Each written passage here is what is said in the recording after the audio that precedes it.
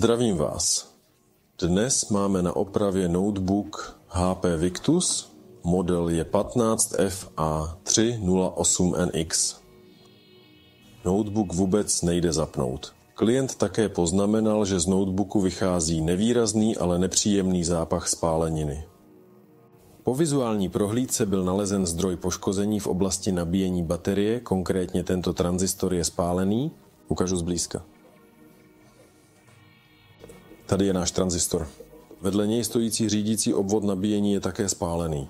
A rezistor praskl. Tady se nachází řídící obvod pro nabíjení Intersil 88739 verze B. Mám k dispozici pouze verzi A. Hned vám ukážu jejich hlavní rozdíly. Na verzi B je 8. kontakt označen jako PSIS, zatímco na verzi A tento kontakt není vůbec využit. A nyní se ptám, bude náš řídící obvod správně fungovat po výměně na této platformě? Ale nejprve musíme notebook rozebrat a vyndat desku z šasy a pak se konečně pustíme s nadšením do práce v naší oblasti. A tranzistor odřízneme dremelem. Let's go!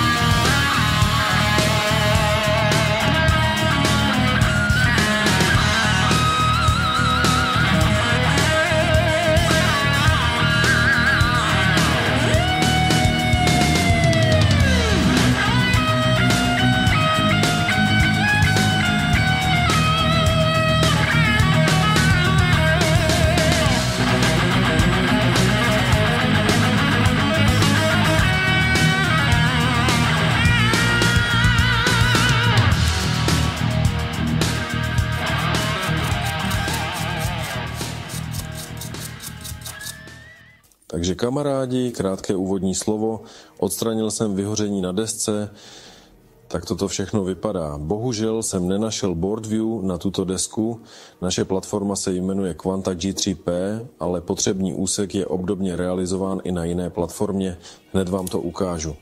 Tohle je naše G3MQ. Takže tady přesně je náš dvojitý N-kanálový MOSFET. Tady máme voltage in, vstupní napětí, ground. Na kraji jsou obě naše řídící elektrody, které jdou do regulátoru nabíjení. A uprostřed máme výstup na fázi, na cívku a pak přes šunt na baterii. Takže bylo potřeba zjistit nominální hodnotu tohoto dvojitého MOSFETu. Píku 8208 je AONIC36356. A jak vidíme, jedná se o N-kanálový MOSFET na 32 A. Samozřejmě, že takový MOSFET nemám, ale mám k dispozici něco trochu jiného, a to konkrétně AON6998. Jeho vlastnosti budou určitě mnohem lepší.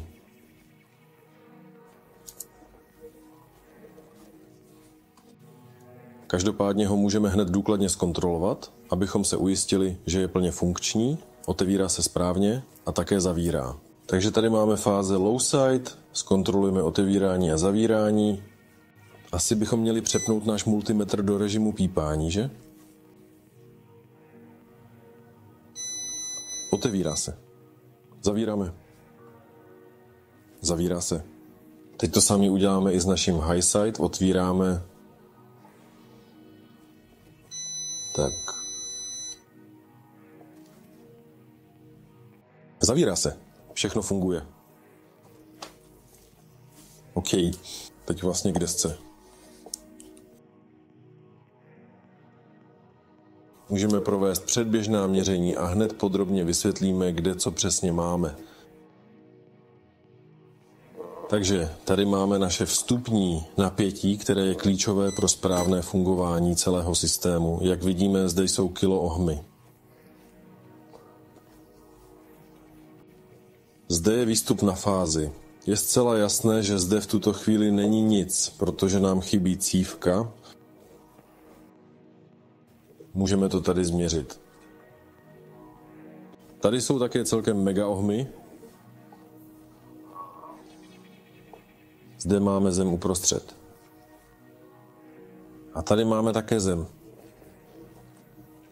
A náš plán je takový, že budeme muset pečlivě obnovit tento důležitý úsek naší země, abychom zlepšili jeho stav a vzhled. Všechno to pečlivě zaizolovat a nad tímto místem prodloužit tento úsek s fází umístěnou uprostřed. Takže budeme pokračovat dál.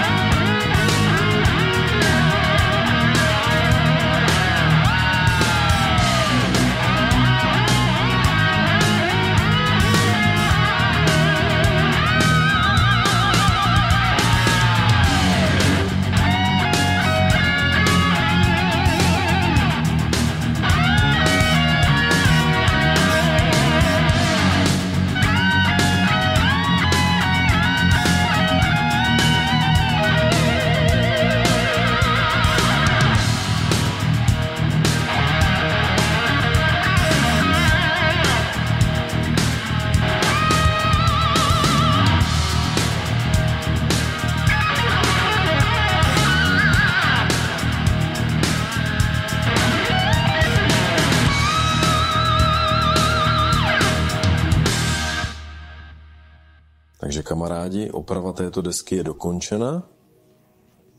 Ukážu vám, jak to vypadá.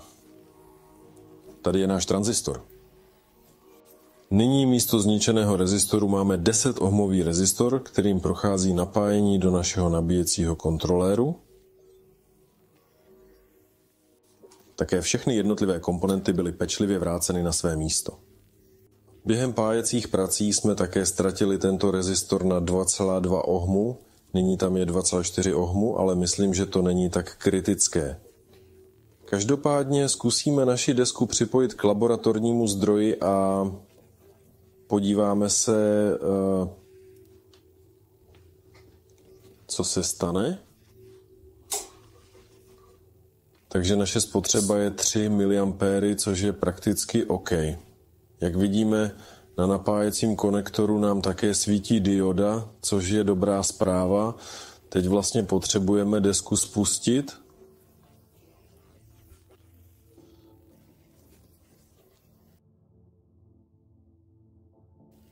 Tlačítko napájení máme na klávesnicovém konektoru na platformě G3MQ, což je náš 6. kontakt, takže zkusíme spojit tento kontakt se zemí.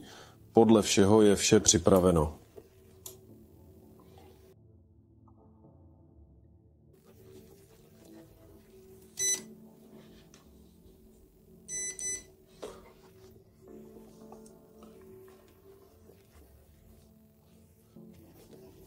Takže nyní počítáme 1, 2, 3, 4, 5, 6. Všechno je v pořádku, naše deska se konečně úspěšně spustila. Hned připojíme tester inicializace, aby to bylo vidět.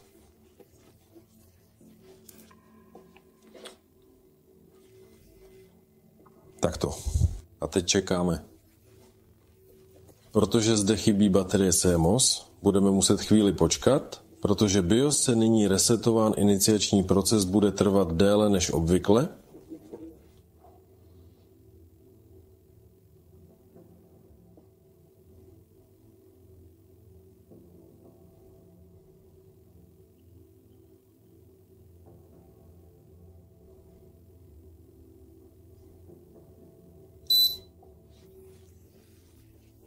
Všechno je v pořádku, skvělá zpráva.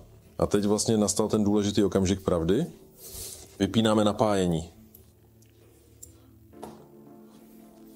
Teď se dostáváme k tomu, proč jsme se tu všichni sešli a podíváme se, jestli se nám správně nabíjí baterie.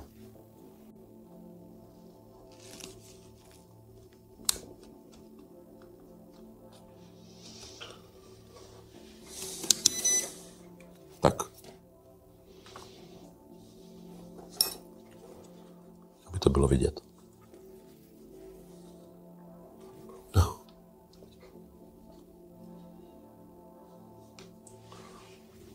A zapneme to. Hned to rychle změřme, přesně i tady na místě.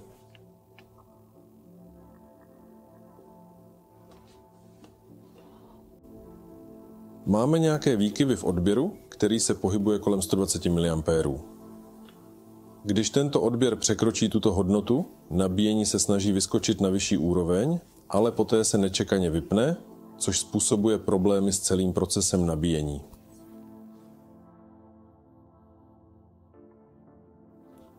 Také vidíme, že signál nabíjení na chvíli vypadává a následně se opět obnovuje, což může ovlivnit celkový proces. V této fázi můžeme samozřejmě vyzkoušet originální napájecí adaptér pro tento notebook. Je to 10 ampérový.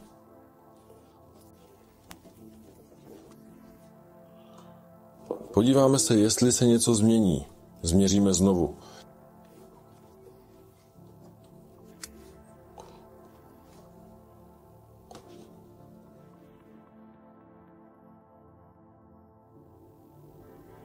Baterie se nám nabíjí. Podívejme se hned na osciloskop, abychom zjistili, jestli probíhá nabíjení našeho notebooku.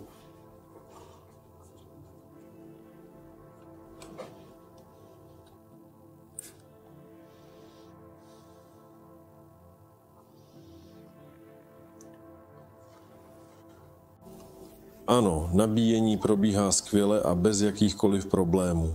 Hned vám ukážu, že nabíjení skutečně funguje tak, jak má a že je vše v naprostém pořádku. Můžeme vidět, že proces nabíjení probíhá bez přerušení. Teď už jenom budeme muset složit notebook zpět a otestovat, zda funguje správně a bez problémů.